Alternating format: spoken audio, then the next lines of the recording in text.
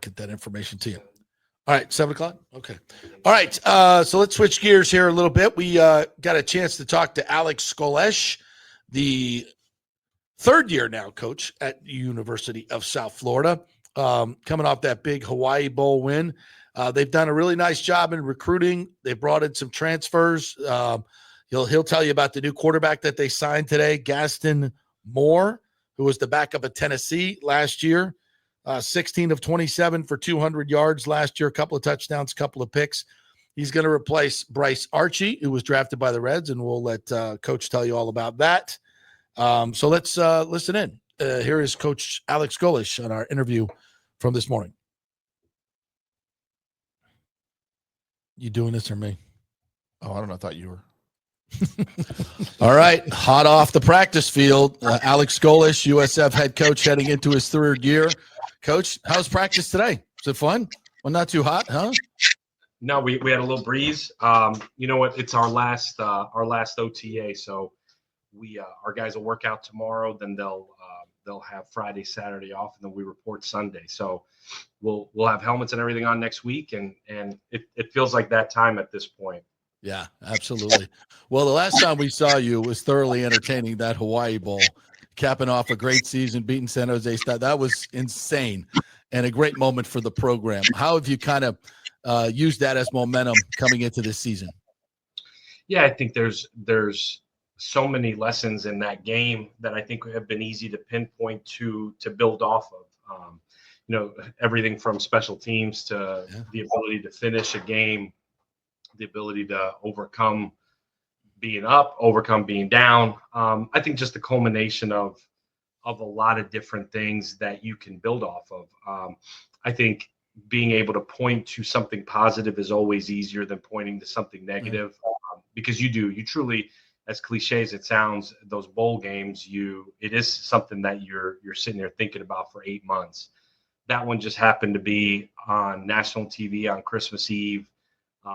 Only thing on TV that day. The NBA game finished at that point. So literally everybody's cup of eggnog and whatever everybody's doing, but everybody's watching. So I think it was good momentum for us in recruiting. It was good momentum for us to be able to come back from a really cool trip. It was also like an incredible experience for our players, in terms of nobody had ever been out there. You know, a lot of guys will never be out there again. And for them to be able to go see that, see what the culture looks like, the food, obviously the scenery is incredible. For them to be able to go experience that, for everything that is crazy about college football, that part is still really, really cool. And it's been good momentum. Like I said, in recruiting, it's been good momentum for us heading into the off season. And I think it was a launching pad for where we have to go here as a program going into year 3. Yeah, that was fun to watch, and now you head into this year 3, as you mentioned, and you know the last 2 years you end them with bowl wins, 14 total wins. These are all things that the program had not seen a lot of before you got here. But year 3, does it seem like there's a little bit more? Okay, it's time for us to win the league, take that next step, and at where college football is right now, and where USF wants to go. How critical is it to take that next step for you guys? Yeah, I think it depends on what you consider the next step. You know, we had actually a really cool team meeting yesterday, kind of setting the expectation and the standards for the season. It was kind of like the welcome back to ball meeting, and I told the guys and tell you the same thing. I think as a coach, I think regardless of where you are in year 1, year 2, year 3, could be coming off of a national championship. I think as a coach, you want to just get to whatever your best is. And I refer to the peak for us.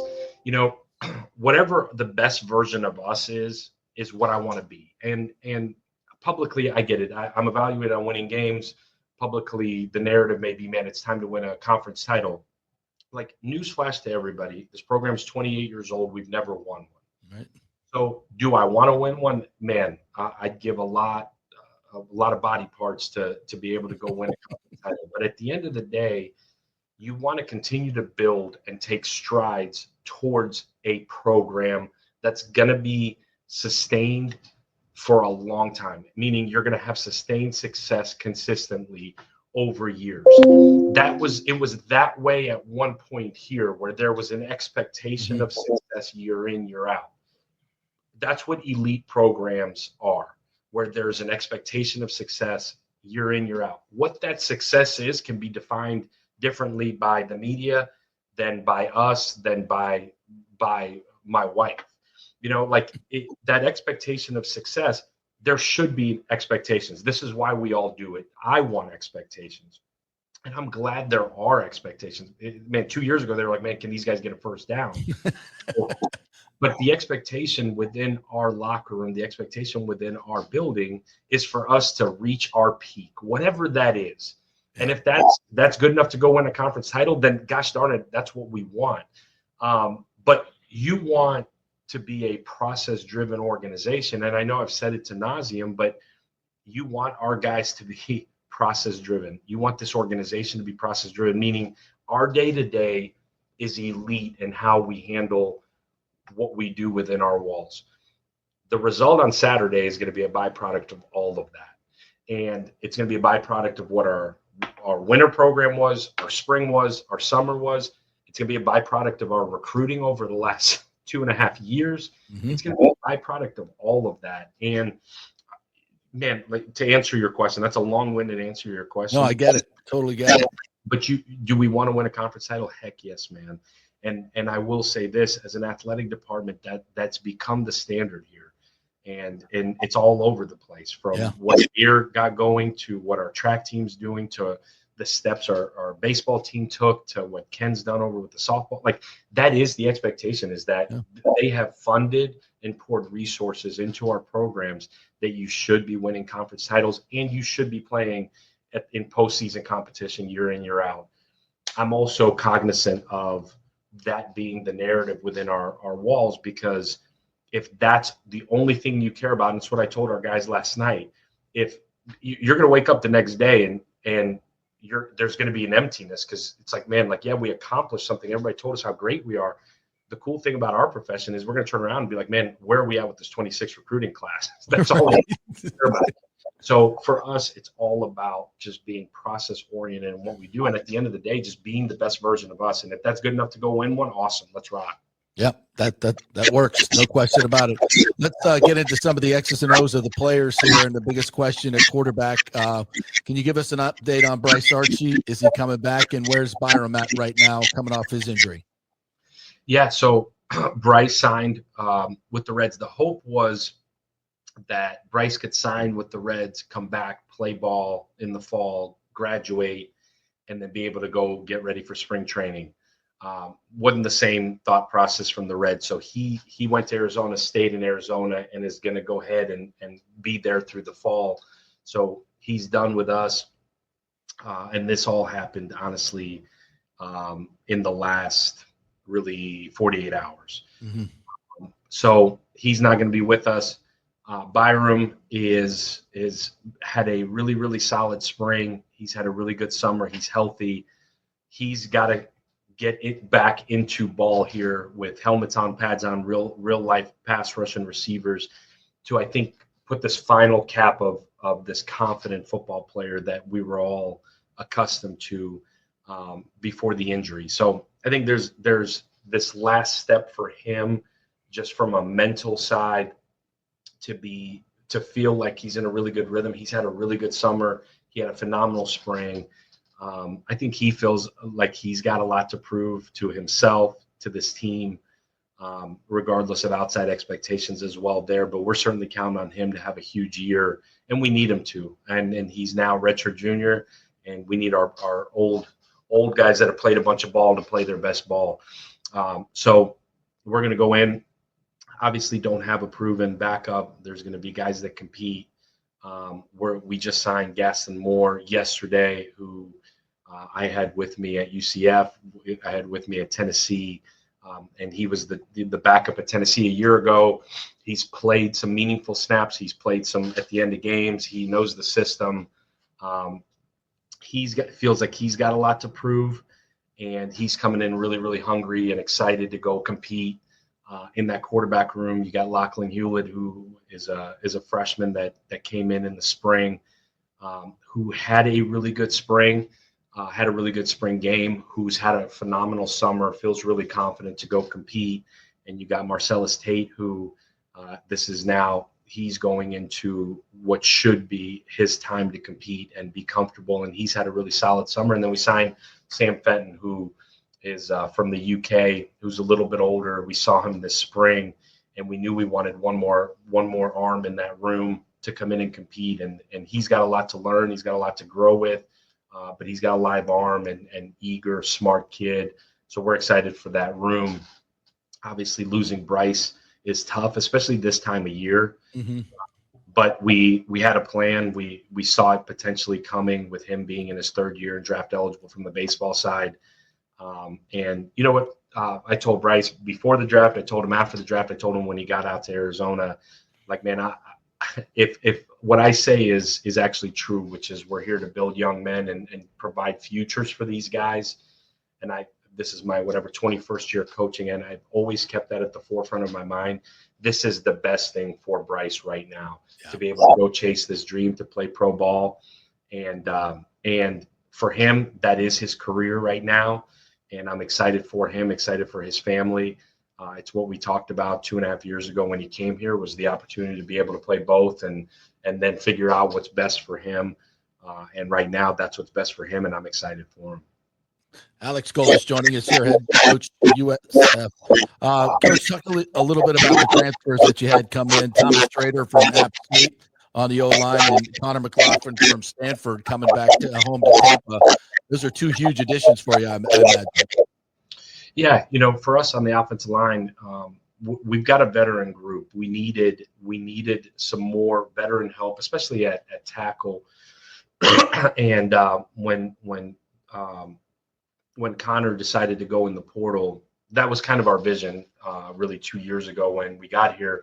Man, if we can bring Bay Area, certainly Bay Area, but Florida kids, South Georgia kids back home, we'll do it. And he's a young man that started out there for 2 years at Stanford, got his degree. I think it hit him when his parents are like, man, this has been 4 years of flying back and forth. And what an opportunity here to come back at the business school here. I think that helped us in a huge way. But he's a huge addition. Like I said, played a ton of right tackle for them out there, and is super excited to come home. Really intelligent. He's a giant human being. And then Tommy Schrader. Thomas is a young guy from Venice, also, whether you consider that area or not, but certainly right down 75. And we recruited Tommy when I was at UCF. He chose to go to Florida State, and then he came out of Florida State a year ago, and we went back and forth. He was coming off of a really, really bad leg injury. We went back and forth. It was just uncertainty of whether he would be ready to go or not, and the relationship, I think, lasted in the long haul because he ended up going to App and was really, really happy at App and started every game for them at right tackle. He gives you position flexibility because he can play guard, he can play tackle, and had a phenomenal year for App. I think proved a lot to himself and had no intention of leaving until they had a coaching change. And when they had a coaching change and he got in, it was kind of the same deal, man, you want to come home. And I think his family was super excited to get him home. He's really close with, we got 4 Venice guys on the team now, so he's really close with Weston Wolf and Zane Herring, who he played with at Florida State. He's really close with those guys, and Coach Peacock with the program they have at Venice. You know what you're getting in terms of a young guy that's willing to come in and work. So those are 2 guys that have started games at a high level that are priceless, especially at a position like O-line where the reps are more important than just about anything. So we feel like with the guys that are coming back, and we've got a ton of experience coming back, we feel like that spot for us is really, really solid. Coach, last thing, talk a little bit about the schedule. You start against Boise State, going to wear the All Blacks. That should be fun to Raymond James Stadium. And then you go to Florida and Miami early on as well. So tell me about those non-conference games, what your thought process around that. And then, of course, you get into conference. What kind of we talked a little bit about the importance of that. So talk a little bit about the schedule and how it sets up for you. Well, I think on on a lot of levels, the sense of awareness and the sense of urgency this offseason is pretty easy to sell, right? Like you don't got to be genius to say, man, like you ain't ready to go week one, you got problems. I think really, really exciting for our guys. And there's really no way to spin it one way or the other. It's I don't know if it's the toughest non-conference schedule in the country or not, but I would imagine it's up there. You're playing a Boise State team that had a first round bye in the playoff. You're playing a Florida team that finished the season as good as anybody in the SEC did, with a phenomenal quarterback. Man, that kid is really, really special. The more I watch it, you're like, man, and he plays the right way and seems to be a really neat human being too. And then you play Miami, who these guys are familiar with because we played them here a year ago, and through a half, you would say, man, blow for blow, we were on the same playing field, and then the depth kind of wore down, and we let it get away in the second half. And so it's man, like in terms of heightened awareness, it's incredible. I think as a competitor, I think if your team is wired the right way, man, let's roll. I said it when I got here. I want to play the in-state teams. I want to play Florida. I want to play Miami. I want to play Florida State. I want to play UCF. We obviously have FAU on the schedule. Some people want to play us. Some people don't. But I want to play them. Now, I probably should have mentioned to MK at the time, like maybe just not all at the same time. but so I'll take the blame. But in all honesty, man, I think it gives you a really, really good idea at the beginning of the year of where you are. And at the end of the day, you know, the logos are cool. We're going to go line up on a huge stage here at RayGen, national TV. You said it in all black. And we're going to go and we're going to go swing, and whatever happens at the end happens at the end. But I think it'll give us the confidence to go into week 2, and then to go into week 3, to then come home and we play a South Carolina State team that when people start looking at you like, man, like these guys ain't lost a whole lot of games in the last couple of years. A really good FCS opponent to then go play a conference schedule. I think you'll leave September and you'll feel like you know where you are, and you'll be able to turn the page. But I'm really, really excited. The one thing about these guys, man, like you line up between the white lines and you tell them, man, somebody's better than you. They'll swing, they'll fight. And it's taken 2.5 years to get that mentality, get that mindset. Some of that has been recruiting. Some of that is just the amount of work that we've had to put in. But it's an incredible opportunity. That, again, long-winded answer to your question, I think end all be all being it's an incredible opportunity for us on a huge stage 3 weeks in a row to be able to put a stamp on this program, and you hope give you the confidence you need to go into conference play. Yeah, it's an awesome time at USF, Coach, and we're so glad to have you here and all the success. We wish you the best this year. Got a stadium pouring concrete out your window there, which has got to be kind of cool, right? Yeah, it's awesome. I'm like, I look out every day, and if I don't see movement out there, I get pissed and yell at somebody. Man, for everybody that's got a problem with the pace of it, they've been out at 6 a.m. rocking every day, and then I don't know if I'm not leaving late enough, but they're working when I'm leaving. So there's certainly urgency. Will Weatherford's put a little bit of urgency in everybody around here, which is awesome. That's awesome. Well, you got enough to coach. Don't coach up the construction guys too. That's no good. You guys. Thank you, Alex. Appreciate it. Good luck this year. Thanks for having me on, man. I appreciate it. Go Bulls.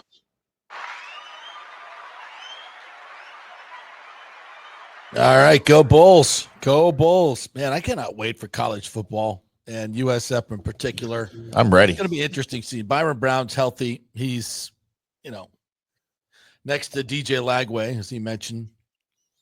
What do we got? DJ Lagway at Florida, I think, is the best quarterback in the state.